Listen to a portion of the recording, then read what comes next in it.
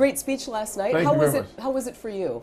You know, it was exciting. I mean, I love A, finding a way to celebrate the good Lord, and B, talking about the success of opportunity zones, talking about the success of Tax Cuts and Jobs Act, and how the GOP should be interfacing and interacting with minority communities. Yes. Really important to me. Yeah, this opportunity zones, these are the tremendous opportunities, obviously, to rejuvenate the community, bring in development. Some of the stuff you said today, it was really interesting. You said you have to find a case for these investors. Yes. You have to make a case. Absolutely. How do you do that? How do you get this investor who could bring this infusion of money, of economic opportunity to a place like this in Milwaukee? I think cities have a tremendous responsibility and opportunity to really create something like a prospectus. You know, if you're investing in a mutual fund, you get a prospectus to understand what the likely return on the investment is. I think communities have to do a really good job of doing that. When that happens, I think investors naturally come into places where they feel like the return will be good. The good news is that all across the country, we've had lots of communities doing that successfully. That's one of the reasons why we have almost $80 billion now being committed to opportunity zones nationwide. Some communities struggle with it more than others, but overall, all the opportunity zones are basically in economically disadvantaged communities. And so finding the investor that wants to have the ability to make a difference and make a profit, there are a lot of them, but you have to work hard to make sure that your state, your city, your community project gets in front of the right investors. And that could include, I'm just passionate about education. I used to be a former college recruiter for Madison, and so that's my real drive. Are there economic opportunities there for education? We have a truancy problem here in Milwaukee. That's one of the things, to get the kids not only in school, but to stay in school and to graduate with a 4-year. Well, opportunity zones don't necessarily don't do that, but there are a lot of schools like North Carolina State A&T, NC State A&T, has NC-A&T, excuse me, has opportunity zones like 300 acres contiguous with their property that they're now trying to figure out how to use in an effective manner because they're opportunity zones. A lot of the HBCUs around the country have opportunity zones, or they're in one or near one, and so figuring out the collaboration that would be helpful for their students to be able to prosper and flourish is a part of the component. K through 12 is a different story. Some folks are looking at creating charter schools in opportunity zones because if there's someone who owns the building, it makes it easier for schools to start, and that alone can reduce, frankly, the high level of poor grades in poor neighborhoods.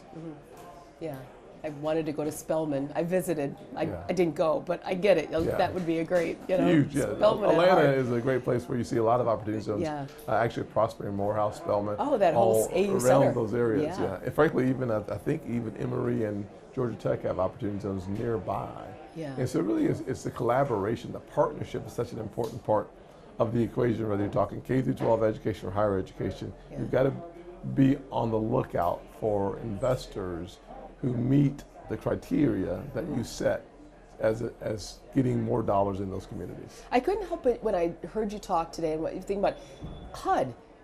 If you were appointed the Secretary of HUD, would you take that position? Would you want to take that position, or do you think you have more power for change as a senator? There's no doubt that being a United States Senator gives me the widest impact I could dream of. I've never dreamt of being the HUD Secretary, so I won't probably start today. But I will say that having Ben Carson and the OCC come together at an Opportunity Zone event highlights what you're talking about. I did an event in South Carolina where we had HUD and OCC together. OCC regulates the banks, HUD property. Getting those two in the room, investors, the financial institutions came together, and out of that room, a few deals were done, is what I understand. Yeah, former President Trump talked about changing the narrative. He's going to throw that speech out after what happened Saturday, revamp. He is talking about specifically, I wrote down unity and calm. You know, what do you think it will take for that to happen? And I got to tell you, last night, if the Republican Party is looking for unity and calm, why the continued attacks, even by you, on President Trump? Why not soften that narrative and that rhetoric and speak on the platforms instead of attacking the other candidate? Well, actually what I did was create a contrast that the American people should be very familiar with, the contrast between two presidencies that are so close together.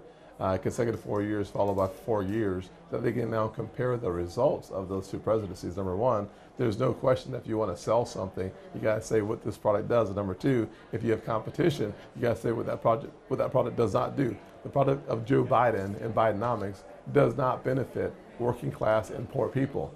$28,000 of lost spending power over the last 3.5 years is something that should be highlighted.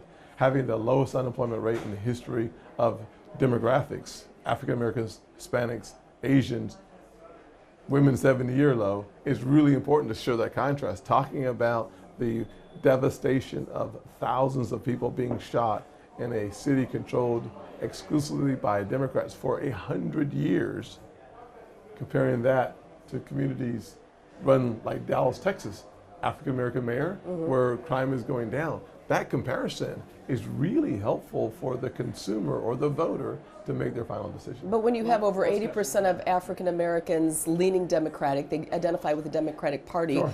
How do you get them to come over to the Republican Party, which is seeing increasing amounts of black people in that party, as you mentioned in Dallas? There's no doubt we've seen the greatest flight from the Democrat Party to the Republican Party of African Americans in the last 30 years.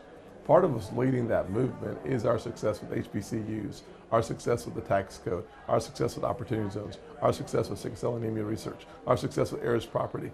So when we start marketing the success from an issue standpoint, we find more people interested in the party, and not just believing the rhetoric that people hear on TV, but actually getting to the nitty gritty. And that's our job, to get out into the communities and to tell our stories. And tell brown people, if you will, that you can be part of this. We're not this elitist group, you know, as we heard from the Teamsters Union last night. Yeah, it's like what I said last night.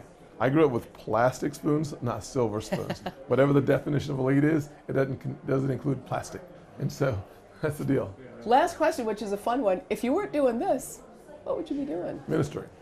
Ministry. Yeah, ministering and or being a motivational speaker. I love finding ways to impact people with eternal truth. Yeah.